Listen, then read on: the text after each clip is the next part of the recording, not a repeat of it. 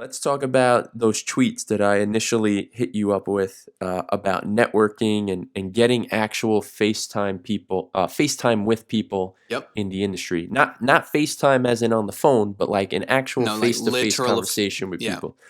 Real FaceTime before FaceTime, which is kind of how we spoke. Like I mentioned in the beginning, it was sort Right. of like a final face-to-face conversation.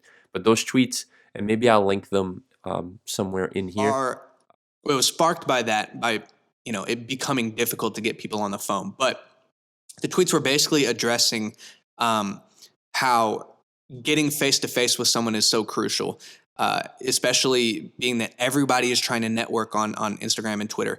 Before there was a sort of a layer of secrecy, which is if you didn't know the person's email, you just couldn't like get to them, that type of thing. But now with Instagram DMs and Twitter DMs, like it's just this constant flooding, that's like Instagram has Hmm. become like the new virtual business card. Like people aren't even using business cards anymore. It's like, yo, what's your Instagram? Let's connect, Yeah, just right? at me. Yeah, Yep. yeah, exactly. So I think now more than ever, it's super important to get that. And then I think I don't have the tweets pulled up, but I think I went on to say something along the lines of like how it becomes frustrating because also within that framework, it's like you got to get people in person, and it's hard to do when people are like, just hit me on Instagram. But it's like, no, like I'm trying to establish something on a deeper level, and plus I like to get to know people. Like I don't want to work with people that I just know on a surface level. Like I would like to, do I feel like you're a good person?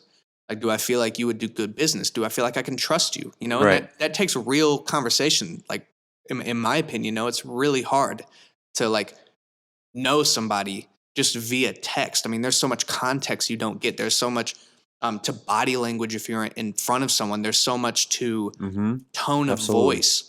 You know what I mean? And so there are all these different things that I think play into that. And so, yeah, in terms of networking, it's like I went to A3C. That's where we talked at. And, Uh-huh. I got all the contact information and this and that. But like my goal there was to follow up with somebody and try to set up a lunch meeting. Um, because if I was able to, lock in a few of the key connections and get more FaceTime with them, then that's what I was aiming for. So like if I couldn't get a lunch meeting, I was trying to be at an event that they were at that I could like talk with them afterwards. So like one of the most fruitful ones for me was there was a like a speed dating type setup. It was basically like tables with somebody from SoundCloud, somebody from um, United Masters, like all these different things, right? And it was like it was at the Google headquarters in Atlanta.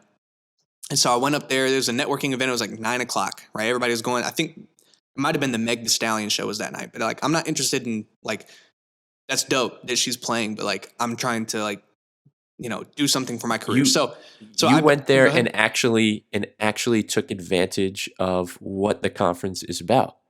Yeah, no, absolutely. I mean, I paid for it. It's Right. it's a You might business get your write off, money's but worth. it's still, but I still want to get the benefit. I still spent the money, but no. So I go there, and my goal is like to get to talk with these people, have an intelligent conversation, and I really, really grilled these people. I mean, anybody that was in the room, the questions that I was asking and stuff, it really put people in uncomfortable positions.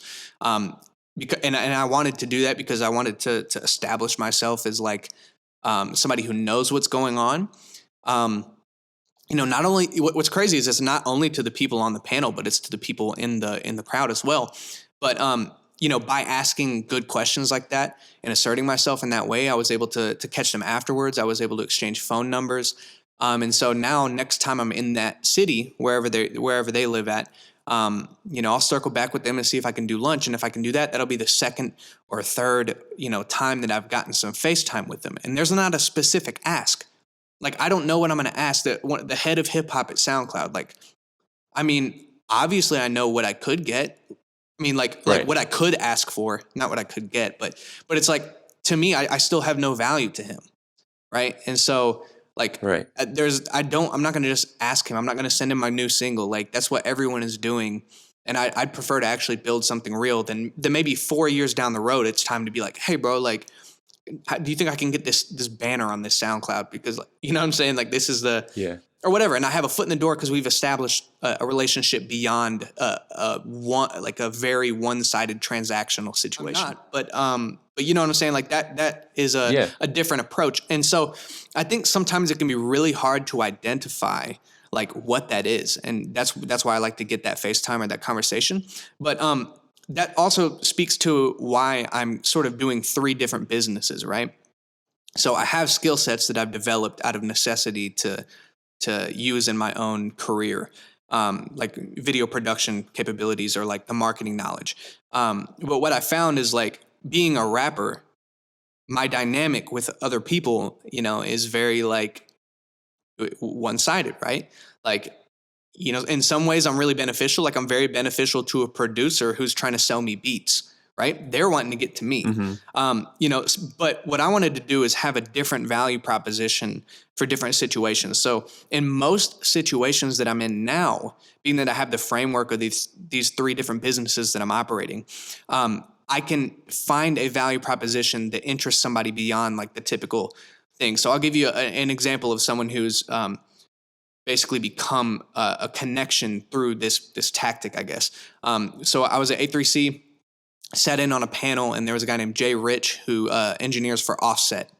Okay. And so he was there, and he was talking about an app that he was trying to build. And so like a private community of producers, engineers, and songwriters, and he's trying to like streamline the process by which A&Rs can get quality beats, you know, quickly for their artists, and also get producers placements and stuff. So, you know, I heard him talk a little bit about that. And afterwards, I'm like, yo, what's up, man? I'm a rap artist, but I also run a music marketing agency. And I basically asked him, I'm like, I know you work with, you know, Offset and Lil Yachty and all these different people.